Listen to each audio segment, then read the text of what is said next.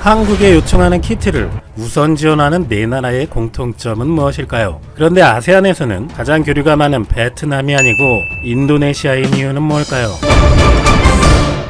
세계 각국에서 한국산 진단키트 지원 요청이 쇄도하고 있는 상황에서 키트가 한국의 외교력을 강화시키는 데도 한몫하고 있는 것으로 보입니다. 그런데 키트에 대해서 한국 키트가 정확도가 어떻다, 문제가 있다 해서 지원 요청에 대해서까지 평가절하하고 있는 분위기도 일부 있지만 결론적으로는 최근 소식들만 봐도 키트는 자신있게 자부심을 가져도 될 것 같다는 생각입니다. 먼저 국가기술표준원과 식품의약품안전처는 29일 한국의 유전자증폭 검사기법이 최근 ISO 의료기기 기술위원회에서 국제표준안으로 승인됐다고 밝혔습니다. 산업통상부 바이오화학표준연구원은 우리의 진단 역량이 세계 각국의 관심을 받고 있는 것은 진단기술의 정확도와 신뢰도가 밑바탕이 됐기 때문이고 미국과 독일, 일본 등 주요국 전문가들이 참여하는 국제기구에서도 우리 기법을 다들 인정하는 분위기라고 전했습니다.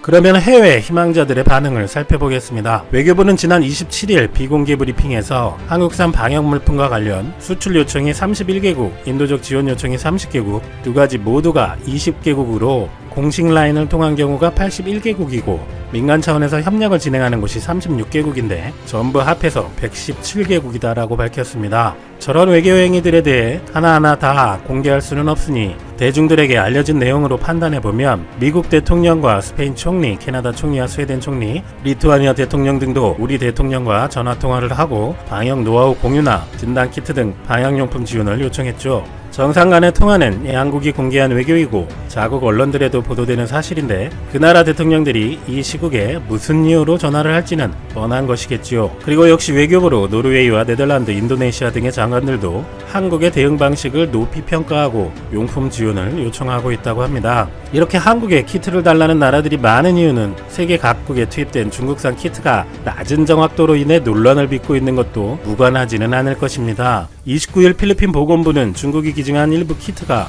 정확도가 낮아 사용하지 않고 있다 하며 중국산 첫 진단키트들은 정확도가 40%에 불과하다고 밝혔습니다. 또한 스페인의 임상 미생물 학회도 중국에서 수입한 키트를 검사한 결과 그 정확도가 30%에도 못 미친다는 것을 발견했다고 합니다.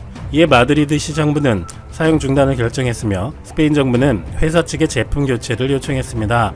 중국 대사관은 이에 해당 제품은 중국 보건당국의 승인을 받지 않은 제품이며 스페인에 보낸 의료용품에도 포함되지 않았다고 해명하고 있기는 하지만 중국이 이번 사태의 시작이라는 오명을 희석시키기 위해 세계 각국에 대한 지원을 하는 노력이 허망한 결과가 될 수 있을 것 같네요. 때문에 사태를 먼저 겪은 중국의 부정확한 키트도 우리 정부에게 이렇게 많은 키트 요청이 있는 한 가지 이유가 아니냐는 얘기도 있습니다. 어쨌든 요청이 많으니 정부는 해외 진출 지원 관계부처 TFT까지 만들어 지원 방안을 논의하고 있으며 해당 국가의 보건 수요, 경제적 실익, 한국의 대외 정책 등을 두루 고려해 상업적 수출 또는 원조 방식으로 외교적 협력을 진행할 방침이라고 합니다. 최우선 고려 대상은 당연히 한국의 유일한 동맹국가인 미국입니다. 아무리 최근 미국과 논란이나 사안별 문제가 있어도 한국을 가장 많이 도와줬던 나라이고 앞으로도 가장 협조해야 될 나라는 미국일 것은 이견이 없을 것입니다. 최근만 보아도 트럼프 대통령도 키트 등을 요청한 상태이고 한미동맹 차원에서 미국은 한국을 상대로 입국 금지 조처를 취하지 않았고 통화사업도 맺어 상응하는 조처가 필요한 것은 당연할 것입니다. 그리고 핵발전 협력을 포함해 여러 방면으로 다양한 협력이 이루어지는 아랍에미리트입니다. 아랍에미리트는 우리가 최악의 상황일 때도 우리를 전적으로 신뢰한다며 끝까지 입국 제한을 하지 않고 의리를 지켰고 또한 우리나라 방위산업의 주요 고객이기도 합니다. 그리고 루마니아는 이미 2차례 한국산 방호복과 진단키트를 나토 수송기를 통해 공수해갔습니다. 이 수송기는 이웃나라 헝가리에 요청한 나토 소속 군용기로 그만큼 루마니아의 현지 여력이나 상황이 다급하다는 의미일 것입니다. 한국 정부도 검사 장비 매입을 주선하고 군용기 착륙이 허가되지 않는 민간공항을 허가해주는 등 적극적인 지원을 아끼지 않았습니다. 이에 루마니아 한국대사관 페이스북에 게시물이 올라옵니다.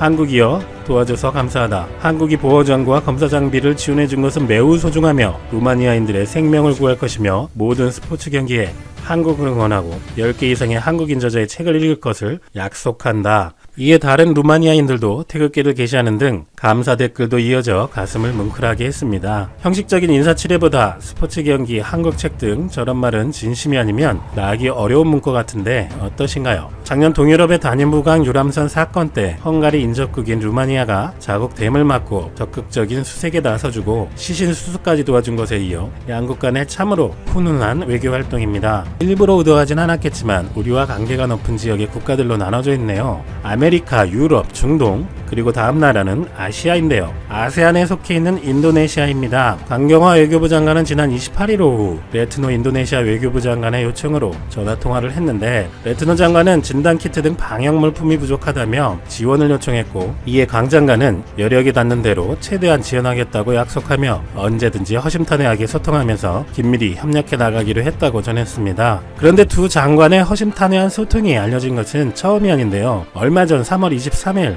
레트노 장관이 트위터에 강경화 장관과 함께 찍은 사진을 올리며 강 장관과 문서를 교환하는 것으로 하루를 시작했다. 우리는 현재 위기를 대처하기 위한 협력 강화에 대해 논의했다는 글을 게시한 바 있습니다. 그러자 이 사진을 본 수많은 인도네시아 네티즌들은 칭찬의 댓글을 보냈습니다. 이 위기에 대처하기 위해서는 당신 같은 사람들이 필요합니다. 이는 자국의 장관이 최근 모범적인 대처로 급상승한 한국의 외교장관과 협업을 하고 있다는 사실이 인도네시아 국민들에게도 긍정적인 반응을 끌어내고 있는 현상이었을 것입니다. 이번 정부의 인도네시아 우선 지원 소식에도 역시 뜨거운 반응을 보이고 있습니다. 한국에 산다는 한 인도네시아인은 자신의 SNS에 한국 정부는 시민들을 보호하기 위해 현기증이 날 정도로 지원을 잘 활용하고 나 같은 외국인들에게도 도움이 된다며 감사의 글을 올렸고 다른 게시물들도 많습니다. 한국은 다른 나라를 존중하는 품위 있는 나라이다. 이외에 K-팝이나 드라마 등을 더 시청해야겠다는 언급들을 하면서 인도네시아인들은 한국에 대한 우호의 반응을 보이고 있습니다.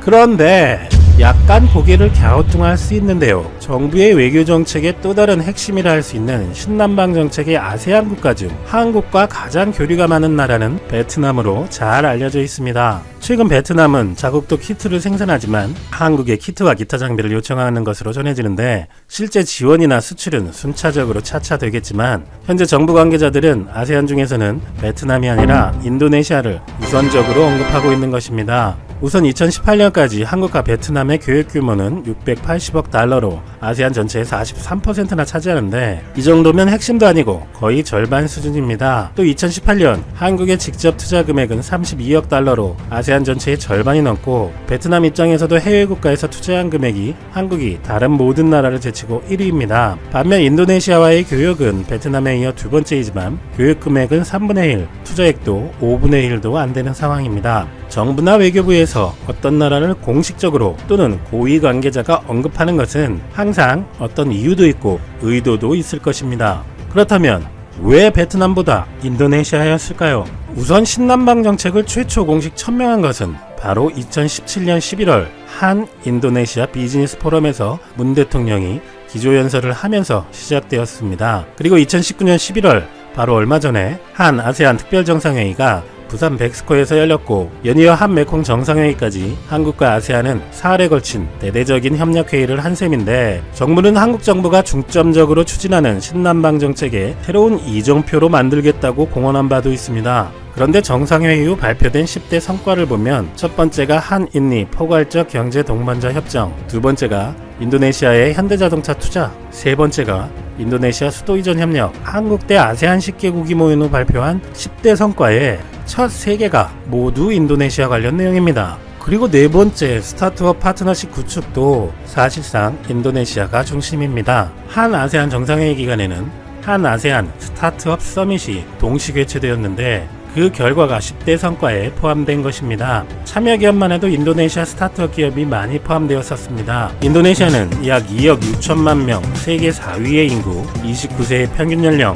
세계 15위의 넓은 영토, 그리고 다양한 천연자원을 가진 나라입니다. 자국 산업의 보호에 민감했던 인도네시아는 스타트업에 대해서만은 외부 진입을 적극적으로 유도했고 규제를 과감하게 풀었습니다. 이미 2017년 44개 스타트업을 넥스티콘으로 선정하면서 국가적 차원의 스타트업 육성 전략을 세우고 있는 나라인 것이죠. 구글과 테마섹이 공동 발표한 보고서에 따르면 인도네시아 디지털 경제의 시장 가치는 2018년 기준 270억 달러로 이는 아세안 10개국 중 단연 최대 규모로 2025년에는 시장 가치가 3배 이상 증가한 1000억 달러까지 커질 것으로 예상됐습니다. 그리고 2019년 탑 10을 보면 이미 선진국인 싱가포르를 제외하면 인도네시아는 모지액, 토코페디아, 트래블로카, 북칼팍 등 4개로 각 1개인 베트남, 필리핀에 비해 압도적 현황입니다. 때문에 한 아세안 정상회의의 4번째 성과인 스타트업 파트너십 구축 역시 인도네시아와의 비중이 가장 큰 것도 당연합니다. 이렇게 앞으로 한국의 교류와 투자의 방향에서 신남방 정책의 핵심은 14억 인구의 인도와 아세안에서는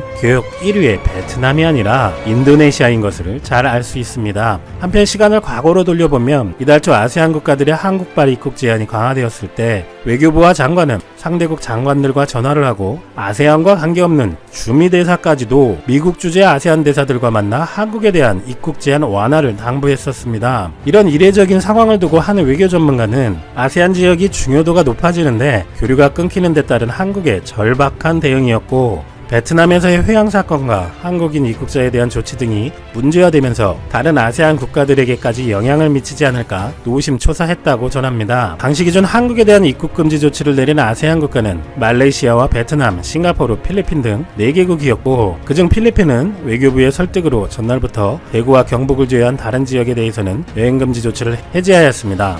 그렇지만 인도네시아는 처음부터 대구 경북 지역을 제외하고 특별히 한국인에 대한 제한을 하지 않았었습니다. 한편 인도네시아와는 한국형 차세대 전투기 KF-X 사업을 함께하고 있는데 이에 대해 최근 논란도 있는 것은 사실입니다.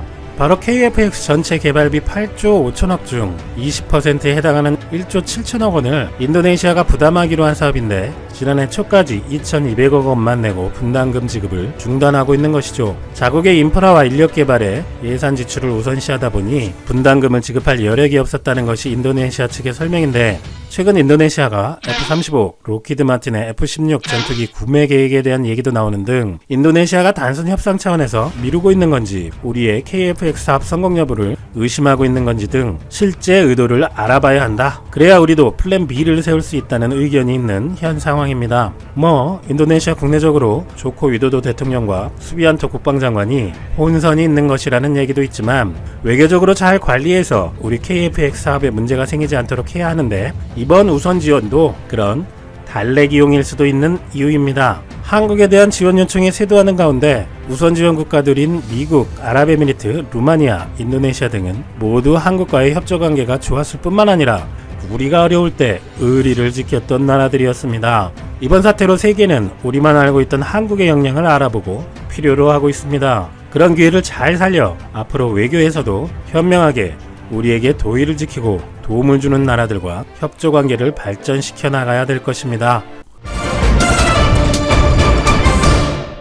문재인 대통령이 11월 말에서 오는 12월 초 주요 부처 장관 4명을 바꾸는 1차 개각을 단행합니다. 그런데 놀랍게도 예상치 못한 인물도 함께 교체될 것이라는 소식이 전해지면서 한국뿐만 아니라 일본에서도 화제가 되고 있습니다. 성인모 산업통상자원부 장관과 이재갑 고용노동부 장관의 교체에는 많은 사람들이 이미 예상하고 있었습니다. 그런데 현재 논란거리는 나머지 2명인데요. 첫 번째는 바로 김현미 국토교통부 장관입니다. 20번이 넘는 부동산 대책을 내놓았음에도 무서운 속도로 치솟은 부동산. 통계청이 공개한 자료에 따르면 올해 대한민국의 주택 가격은 2011년 이후 10년 만에 가장 빠른 속도로 상승했습니다. 잠원동 신반포 16차는 어느덧 평당 1억 원에 근접해 있고 3년 전 14억에 거래됐던 반포 힐스테이트는 10억 넘게 오른 25억 원의 매물이 나와 있습니다. 서울뿐만이 아닙니다. 대전의 크로버 아파트는 지난해까지만 해도 6억 원대에서 거래가 됐는데 현재 최고 가격은 18억 원,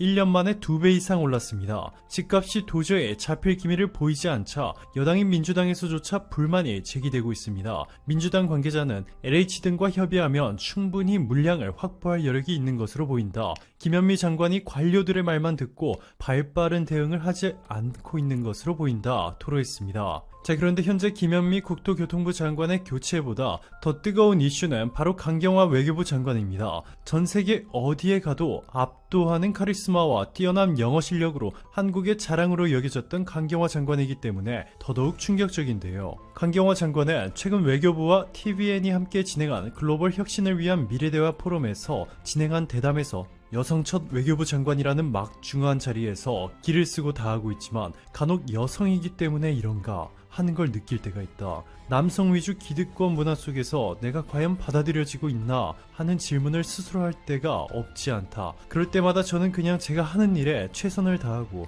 밤에 잘 때 오늘 할 일을 다 했나 편한 답을 할 수 있으면 편히 자고 그 다음 날을 대비한다 전했습니다.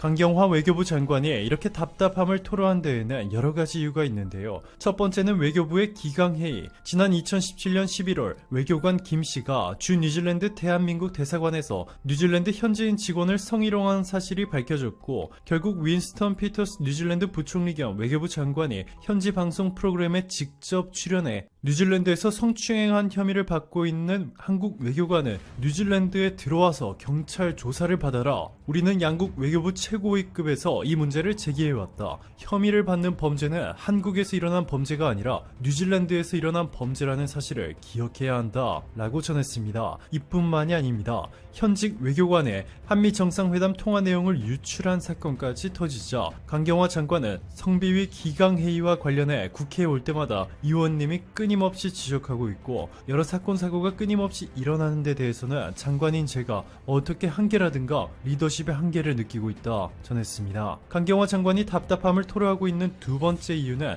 자신을 둘러싼 패싱 문제입니다. 지난달 7일 국회 외교통일위원회 국정감사에서 해양수산부 소속 어업지도원이 북한군에 의해 피살된 사건을 처리하는 과정에서 관계 장관 회의에 참석하지 못하는 등 사실상 패싱 당했다는 논란이 커지자 강경화 장관은 저도 회의 개최 통보를 받지 못한 데 대해 문제의식을 느끼고 국가안전보장회의 상임위원회에서 문제를 제기했다 발언했습니다. 그동안 강경화 장관의 이력은 너무나도 화려합니다. 이화여자고등학교를 졸업하고 연세대에서 정치외교학 학사학위를 취득한 그녀는 미국 매사추세츠 대학교에서 커뮤니케이션학 박사학위를 수료한 뒤 KBS 영어방송 PD 겸 아나운서로 취직했습니다. 1976년 KBS 국제방송 라디오 코리아 영어반 PD를 맡았고 1985년에는 KBS 뉴스 음성 다중 담당 캐스터로 활동했습니다. 하지만 다음에 KBS를 퇴사하고 프리랜서 선언을 한 뒤 1990년 3급에 해당하는 국회의장 섭외 비서관으로 근무하기 시작했습니다. 이후 대한민국 외교부 외교안보연구원 미주 연구관을 거쳐 외교통상부 장관 보좌관, 유엔 사무총장 단선자, 인수팀장, 유엔 정책특별보좌관까지 맡은 뒤 제38대 외교부 장관으로 임명됐습니다. 대한민국 최초의 여성 외교부 장관이라는 타이틀을 얻게 됐습니다. 강경화 장관 특유의 카리스마 넘치는 말투와 완벽에 가까운 정보 전달력으로 외국인들도 그녀의 매력에 흠뻑 빠졌습니다.